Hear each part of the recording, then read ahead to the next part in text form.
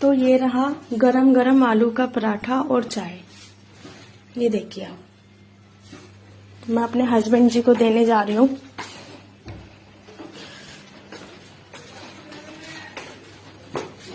देखते हैं वो क्या कर रहे हैं, रेडी हो रहे होंगे ऑफिस के लिए।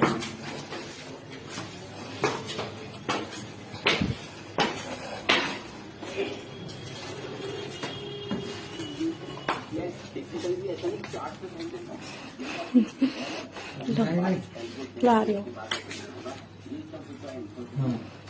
अब क्या बताना है?